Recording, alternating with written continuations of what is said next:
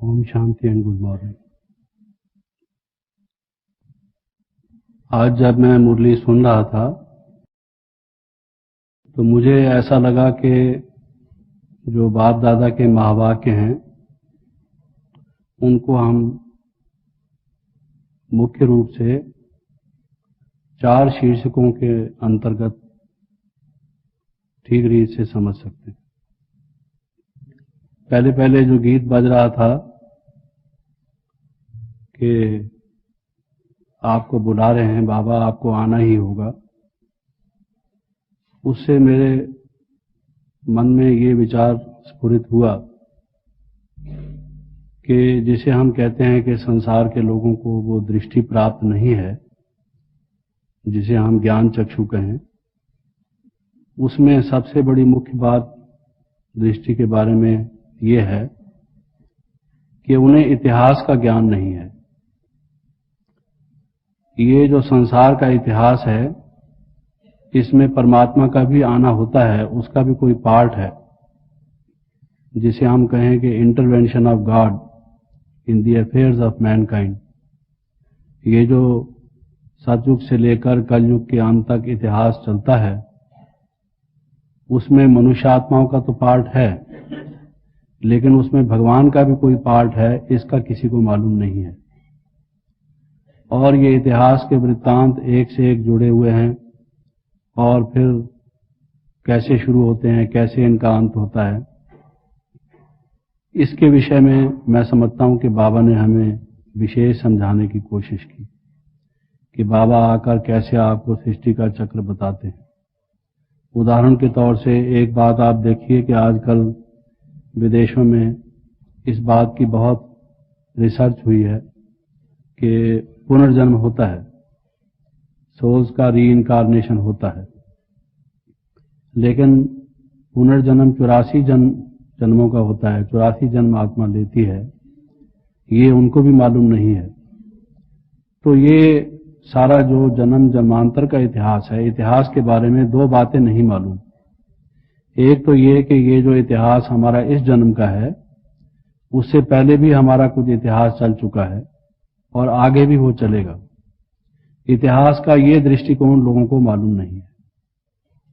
और दूसरा, क्योंकि सभी लोग ये कहते हैं कि दुनिया में डिटेरियरेशन है, डीजेनरेशन है, पतन की ओर दुनिया जा रही है, वैल्यूज नहीं है, मूल्य नहीं है, लेकिन वो मूल्य नहीं है, वैल्यूज नहीं है, पतन की ओर जा रही है, ये कई जन्मों से प्रोसेस चलता आ रहा है। इस बात का ना मालूम होने से बात को पूरी तरह से समझ नहीं सकते कि कैसे आप सतयुग आएगा। तो हिस्ट्री का जो ज्ञान है वो हमें पूर्व काल के बारे में भी बताता है और वो फोर्सी भी हम करते हैं कि आगे क्या होगा उन इवेंट्स के आधार पर। तो मैं समझता हूं कि बाबा ने जो आज मुरली में हमें विशेष रूप से बताया वो ये था कि परमात्मा के आने की क्यों आवश्यकता है। जैसे बाबा ने संगम युग के लिए कहा कि उन्होंने कह दिया है कि गीता का भगवान द्वापर के अंत में आया, तो उनको ये संगम युग का मालूम नहीं है और संगम युग का ना मालूम होने से ही वो उस पद को प्राप्त नहीं कर सकते। तो भगवान के आने की आवश्यकता का भी उनको पता नहीं लग सकता अगर उनको इतिहास का पता ना हो। संगम युग का भी पता नहीं लग सकता अगर वो वर्ल्ड हिस्ट्री को ना जाने। तो ये सारे संसार के इतिहास में एक ऐसा दुख का समय आता है, इतनी समस्याएं हो जाती हैं, इतने प्रॉब्लम्स मनुष्य के सामने आते हैं, लोग इतने दुखी और अशांत हो जाते हैं कि उस समय सिवाय भगवान के फिर कोई सृष्टि को बदल नहीं सकता, सतयुग ला नहीं सकता। इस चीज का लोगों को पता नहीं है। तो मेरे ख्याल में ये चीज हमें भी समझने की जरूरत है, दूसरों को भी सबको बताने की जरूरत है कि ये जो सारा वर्ल्ड हिस्ट्री है इसमें अगर स्वयं कोई एक ऐसा ना हो जिसको सब विद्याएं मालूम हो, जो नॉलेजफुल हो और जो स्वयं सदा जिसको कहना चाहिए आनंद स्वरूप हो, शांति स्वरूप हो, तो वो दूसरों को आनंद कैसे देगा, शांति कैसे देगा। तो बाबा ने कहा कि अनेक मत हैं संसार में, एक मत कभी भी नहीं होता है। एक मत केवल सतयुग में दैवी सृष्टि में होता है। तो इसलिए आप जो देहधारी हैं उनके मत पर न चलकर उस एक के मत पर चलो। अगर हम इस बात को समझें कि जितने भी आत्मा शरीरधारी हैं उस शरीर की उनको लिमिटेशंस होती हैं और उससे उनके ब्रेन को भी लिमिटेशंस होती हैं। जिस वंश में, जिस जाति में, जिस देश में, जिस काल में, जिस युग में वो हैं, उस सब की उनको लिमिटेशंस होती हैं और इसके कारण से वो जो सत्य ज्ञान है जो इन लिमिटेशन से अबव है वो ज्ञान वो दे ही नहीं सकती। उस ज्ञान को देने वाला कोई ऐसा होना चाहिए जो शरीर और शरीर से जो कर्म जिनके कारण से वो शरीर मिला है उनसे स्वयं मुक्त ना हो, लिबरेटेड ना हो, और उनसे बाकी जो सब लिमिटेशंस हैं उनसे भी जो अबव ना हो, तो वो हमें कैसे पार ले जा सकता है उस पार। तो बाबा ने कहा वो एक ही बोटमैन है, एक ही सेल्समैन है, सेलर है, और एक ही नावक है, खेवट है, जिसको बाबा ने कहा कि वो हमें इस पार से उस पार ले जा सकता है। तो इस चीज की हमें यहां पहचान मिली। ये सब कहते हैं कि दुनिया गिरावट की ओर जा रही है, लेकिन इस दुनिया को गिरावट से कौन निकालेगा और उस गिरावट के बाद कैसा समय आएगा और किस तरीके से निकालेगा ये उनको मालूम नहीं।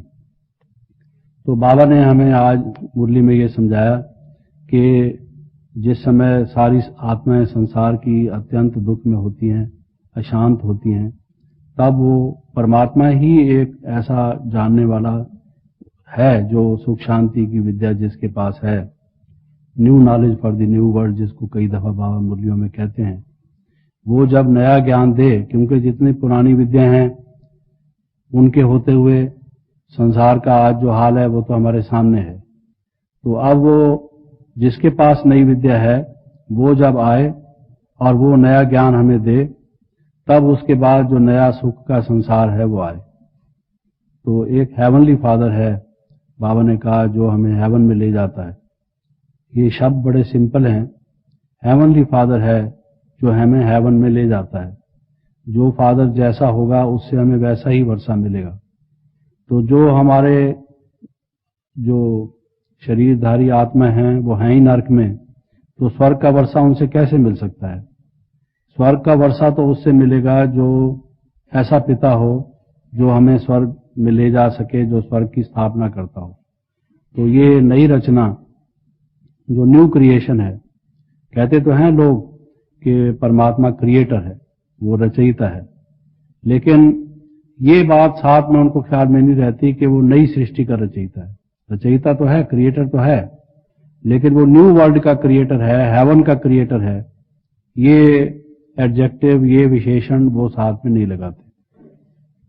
तो ये चीज अगर हमें मालूम हो कि वो परमात्मा ही सतयुग का, नई सृष्टि का क्रिएटर है, तब हमें उस परमात्मा का भी पूर्ण रूप से परिचय हो। तो आज की मुरली से जो मैं समझा, क्योंकि बाबा कहते हैं कि मैं नया जन्म देता हूं, नई सृष्टि रचता हूं और स्वर्ग में सब आत्माओं को ले जाता हूं। आमतौर से लोग क्रिएशन का भी अर्थ नहीं समझते। वो ये समझते हैं कि परमात्मा ने सूरज, चांद, पृथ्वी इत्यादि बनाए, लेकिन बाबा कहते हैं कि मैं इनहेरिटेंस देता हूं, इसलिए मुझे क्रिएटर कहते हैं, जो सतयुग का इनहेरिटेंस है।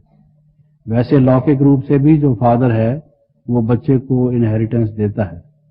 तो मैं समझता हूं कि अगर ये चीज लोगों को स्पष्ट हो कि परमात्मा को क्रिएटर क्यों कहा जाता है, इसलिए नहीं कि उसने 7 दिन में या 6 दिन में दुनिया बनाई और 7वें दिन कहा कि ये बड़ी वंडरफुल दुनिया है जो मैंने रची है और इसलिए रेस्ट करो, अब वो वीकेंड मनाओ, छुट्टी का दिन सैबत मनाओ। तो वो जो रचना का उनका कॉन्सेप्ट है वो ही बिल्कुल अलग है। रचयिता किसको क्यों, उसको फादर तो कहते हैं, लेकिन वो फादर किस कारण से कहते हैं और रचना वो कौन सा वर्षा देता है, इस बात को स्पष्ट करने की जरूरत है। और दूसरा, कई दफा ऐसा होता है, हम कहते हैं कि मैंने जैसे अभी पहले कहा कि परमात्मा का इतिहास में रोल जानना जरूरी है। हमें जो और डिवाइन फादर्स हैं किसी ने कहा है कि history is nothing but the biography of few great persons. जो इतिहास है वो जो बहुत बड़े बड़े महान विशेष व्यक्ति हुए हैं, उन्होंने जो कार्य किया, एक नया दौर, एक नए जमाने को वो लाए, वो उन सब को अगर हम पढ़ते हैं तो उसी का नाम इतिहास है। तो ऐसे तो दुनिया में लाखों करोड़ों व्यक्ति हुए, लेकिन इतिहास में तो हम केवल उन्हीं के वृत्तांत पढ़ते हैं जो विशेष व्यक्ति हों, जिन्होंने कोई बहुत बड़े कार्य किए हों। लेकिन उन सब बड़ों में से भी कौन बड़ा है, ये जब तक हमें मालूम ना हो जिसका इतिहास में रोल है, तो मैं समझता हूं कि ये एक मिसिंग पॉइंट जो दुनिया में सब ज्ञानों में मिसिंग पॉइंट है, वो ये है कि परमात्मा का भी इस हिस्ट्री में रोल है। कई लोग ये समझते हैं कि परमात्मा इस हिस्ट्री को रचने के बाद ऊपर बैठा हुआ तमाशा देख रहा है। इसलिए आपने देखा होगा कि बहुत से लोग अपने भाषणों में परमात्मा के ऊपर भी कमेंट करते हैं कि कोई कहता है कि उसने ऐसी दुखमय सृष्टि रची ही क्यों, क्योंकि उनको पता नहीं कि उसने दुखमय सृष्टि नहीं रची। जैसा रचयिता हो वैसी वो रचना रचता है। उसने हेवन रचा, स्वर्ग रचा, वंडरफुल दुनिया रची। एक तो किसी को ये मालूम नहीं। दूसरा, वो समझते हैं कि परमात्मा, आप कहते हैं ऑलमाइटी है, नॉलेजफुल भी है, मर्सीफुल भी है, काइंड भी है, तो फिर इस दुनिया की ऐसी हालत क्यों है, लोग रो क्यों रहे हैं? अगर वो ऑलमाइटी है तो ठीक क्यों नहीं करता? नॉलेजफुल है, उसको ठीक बनाने की नॉलेज है, तो ठीक बनाता क्यों नहीं? मर्सीफुल और काइंड है, तो फिर इस दुनिया की ऐसी हालत क्यों हो रही है, उसके हम बच्चे दुखी क्यों हो रहे हैं? तो उनको ये मालूम नहीं है कि परमात्मा का रोल कब होता है और वो किस तरीके से दुनिया को सुखी बनाता है। इसलिए दुनिया में ये क्वेश्चंस हैं, लेकिन इन क्वेश्चंस के हल करने में और हमारे सामने कई बातें आती हैं। उदाहरण के रूप से जब हम ये स्पष्ट करते हैं कि परमात्मा का इस दुनिया में पार्ट है, इस इतिहास में उसका भी एक रोल है जो कि हाईएस्ट है, उसको हाईएस्ट, ग्रेटेस्ट, होलीएस्ट हम कहते ही इसलिए हैं कि उसका पार्ट ऐसा है। किसी को कोई गुण दिए जाते हैं तो गुणों की मैनिफेस्टेशन के आधार पर दिए जाते हैं। लेटेंट गुण, छिपे हुए गुण, सुषुप्त गुण तो हर एक में है। हम हर एक को कहते हैं कि हर एक व्यक्ति डिवाइन, उसमें डिवाइन पोटेंशियल है। तो हम जब किसी व्यक्ति का वर्णन करते हैं, महिमा करते हैं, तो उसके हिडन पोटेंशियल की नहीं करते। हिडन पोटेंशियल को तो हम वैसे ही कह देते हैं, लेकिन हम जब महिमा करते हैं तो जो उसके कार्य हैं, जो उसका मैनिफेस्टेशन है क्वालिटीज का, उसके आधार पर करते हैं। तो परमात्मा को भी जब हम ज्ञान का सागर, शांति का सागर, आनंद का सागर, प्रेम का सागर, हाईएस्ट, होलीएस्ट, ऑलमाइटी कहते हैं, तो ये गुण उसके कर्तव्यों में किसी समय आते हैं, उसके कारण से हम उसको कहते हैं। एक बात तो ये जरूरी है। लेकिन मैं ये कह रहा था कि अच्छा, 1 मिनट के लिए अगर ये मान लिया जाए कि परमात्मा किसी समय इतिहास काल में आता है इस पृथ्वी पर और आकर वो कोई विशेष बड़ा महान कार्य करता है, और वो कार्य ऐसा है कि सारे विश्व को ही बदल देता है, तो स्वाभाविक बात है कि प्रश्न उठेगा कि परमात्मा अगर आता है तो कहां आता है, कैसे आता है, कैसे वो कार्य करता है। अगर हम ये कहते हैं कि ये तो बिल्कुल स्वाभाविक प्रश्न है कि अगर वो आता है तो किस रीत से आता है, क्योंकि मनुष्य शरीरधारी हैं तो उनको ज्ञान देने के लिए जरूर किसी मनुष्य शरीर में आएगा। अगर किसी मनुष्य के तन में आएगा तो वो कहां है, किस देश में आता है। अगर आप कहें भारतवर्ष में आता है तो लोग कहेंगे भारतवर्ष में ही क्यों आता है, और एक पुरुष के तन में ही क्यों आता है। तो फिर वो जो सारा वहां का कल्चर होगा, वहां की बातें आएंगी। तो इसलिए कई प्रश्न उठते हैं। मान लीजिए वो भारत में नहीं आता, किसी और देश में आता है, इंग्लैंड में आता है, यूएसए में आता है, किसी और देश में आता है। ये प्रश्न तो तब भी उठेंगे कि वो वहां क्यों आता है। लेकिन जैसे बाबा ने कहा, अगर हम ये सामने रखें अपने मन में कि परमात्मा देवता बनाता है, वो किस लिए आता है? मनुष्य को देवता बनाता है। अगर वो मनुष्य को देवता बनाता है तो जहां दैवी संस्कारों वाले, दिव्यता वाले, जिनमें जहां देवता बन सकते होंगे, जिनका कल्चर इतना रिच होगा कि उनमें दैवी बनने का पोटेंशियल होगा, जिनमें उस तरह की बातें होंगी, स्वाभाविक है कि जो सबसे प्राचीन सभ्यता होगी, जो पहले दैवी सभ्यता रह चुकी होगी, वो वहीं आएगा। तो वहीं आएगा तो उसमें फिर वो उस किस्म की बातें वो कहेगा। तो उसमें ये प्रश्न उठते हैं और वो उन प्रश्नों को फिर हमें लोगों को स्पष्ट करना पड़ता है कि परमात्मा भारत में ही क्यों आता है, और अगर भारतवासी में ही क्यों आता है। लेकिन ये इतिहास बताता है, दो तरह के विचार इतिहास में हैं। एक तरफ तो लोग ये कहते हैं कि भारत में भी लोग बाहर से आए, और कुछ लोग ऐसे हैं जो ये कहते हैं कि भारत से आर्य लोग बाहर गए। कई कहते हैं कि आर्य लोग भारत में बाहर से आए। तो ये दो हिस्ट्री के व्यूज हैं। हमें उसको स्पष्ट करना होगा कि वो यहां से बाहर गए या बाहर से यहां आए।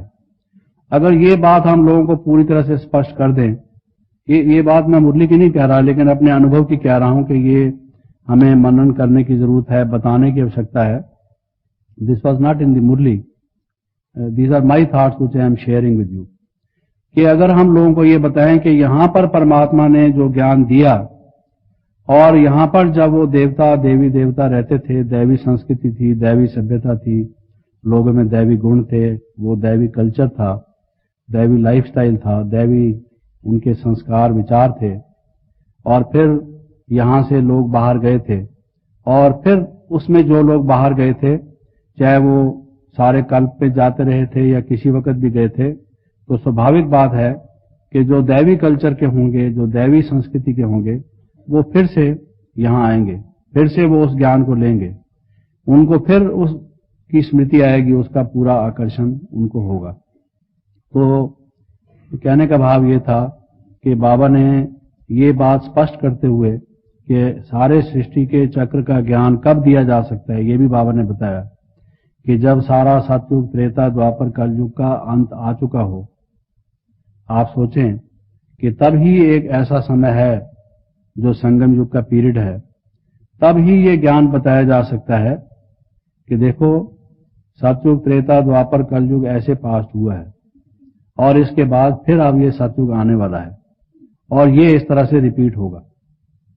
मान लीजिए अगर द्वापर में ये ज्ञान दिया जाता और अगर कलयुग आया ही नहीं है, उसके बारे में कोई बात कही जाती तो लोगों को समझ में ना आती।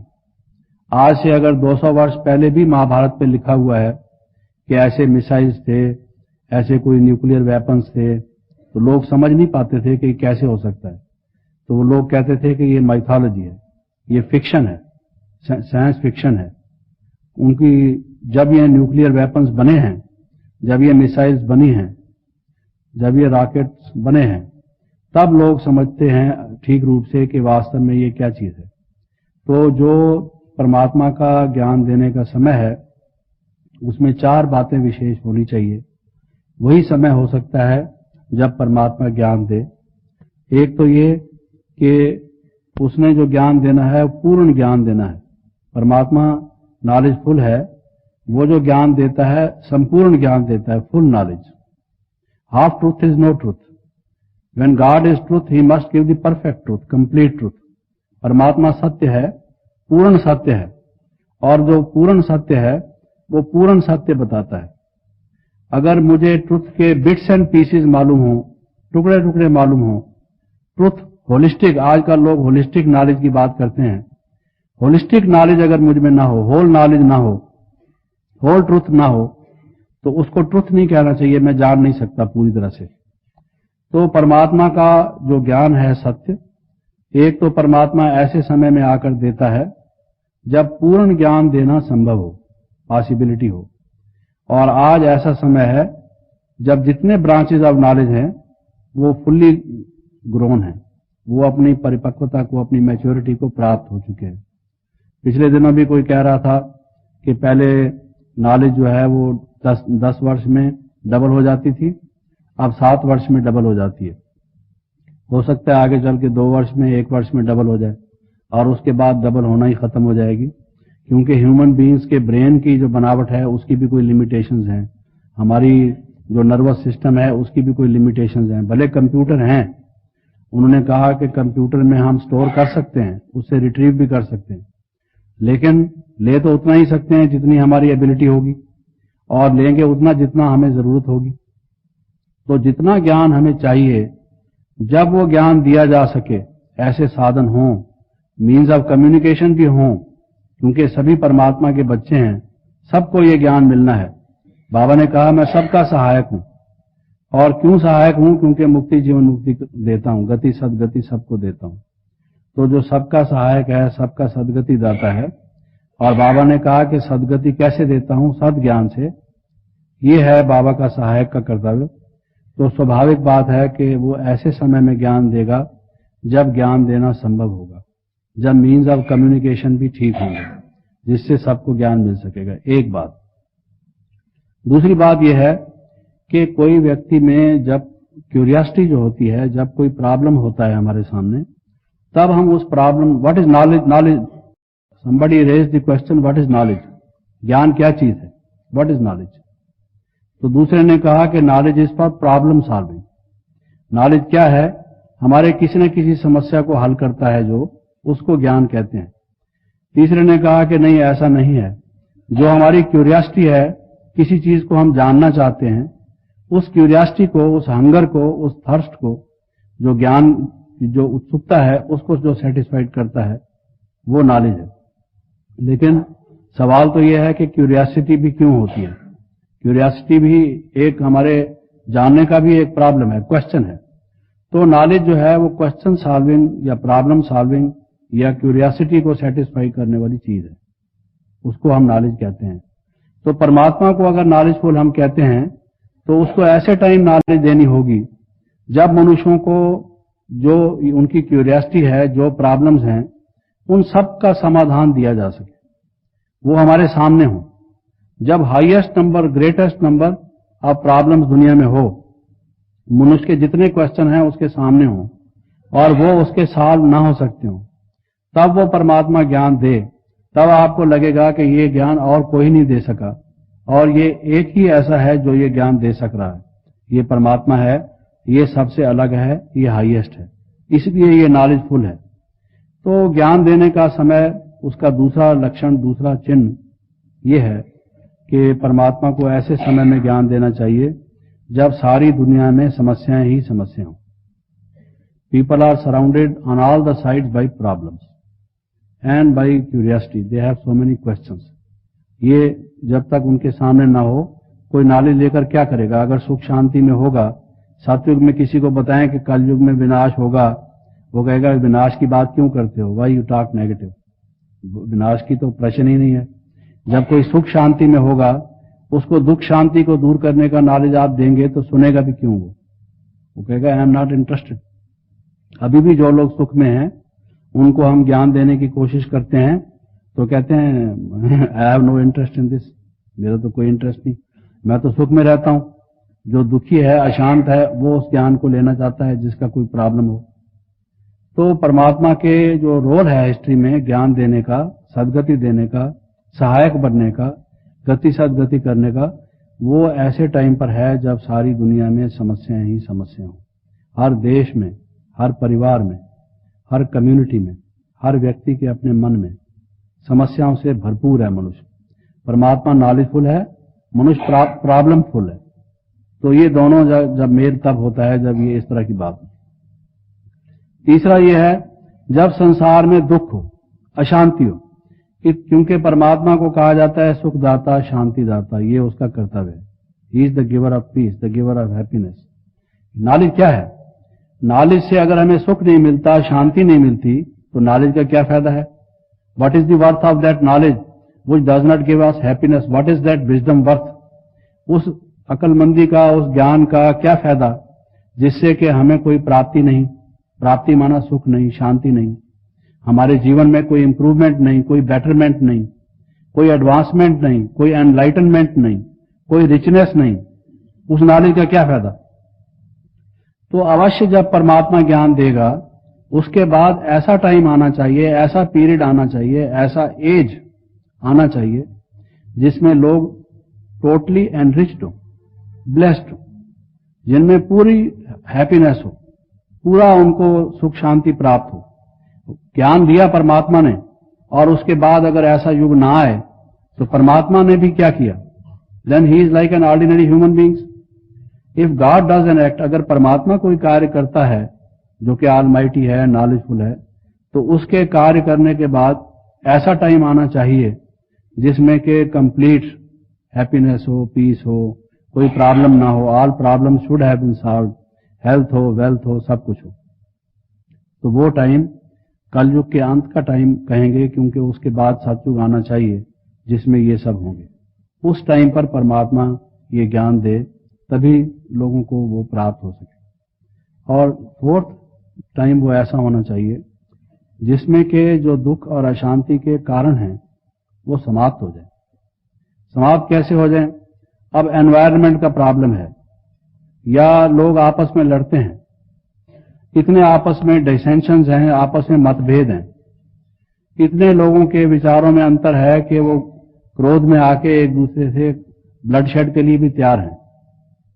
तो परमात्मा ज्ञान देता है, कुछ लोग ज्ञान लेते हैं, वो ज्ञान से बदलते हैं, हेवनली इनहेरिटेंस लेते हैं, सदगति के लिए अपना पुरुषार्थ करते हैं, जो बाबा ने एंड में भी जो हमें अव्यक्त वर्ष के लिए पॉइंट दिया गया कि दिव्य गुणों के एसेंस को धारण करके, ये पुरुषार्थ का नाम यही है, वो दिव्य गुणों के एसेंस को धारण करके दिव्य बनने की कोशिश करते हैं।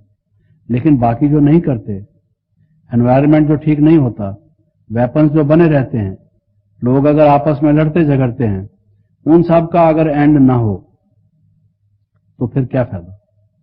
जिनको परमात्मा ज्ञान देगा, जो सदगति को प्राप्त करेंगे, वो भी उस सुख को पूर्ण रूप से नहीं प्राप्त कर पाएंगे जब तक के जो इरिटेशन के फैक्टर्स हैं, दुख और अशांति के जो कारण हैं, वो समाप्त ना हो। तो ऐसा टाइम वो होना चाहिए जिसके बाद ये विनाश, डिस्ट्रक्शन, जो भी ईविल है, सब चीज जो दुखदायक है, क्योंकि मनुष्य ने अपने नेगेटिव एक्शन से, अपने इग्नोरेंस से, अज्ञान से वो इम्बैलेंसेस ला दिए हैं, डिसहार्मनी क्रिएट कर दी है, लॉलेसनेस, डिसऑर्डर क्रिएट कर दिया है, वार्स, ब्लडशेड ला दिया है। इसका भी एंड जब तक ना हो तब तक वो कैसे आएगा? सत्युग, सुख शांति कैसे मिलेगा? तो ऐसे टाइम पर परमात्मा ज्ञान देगा।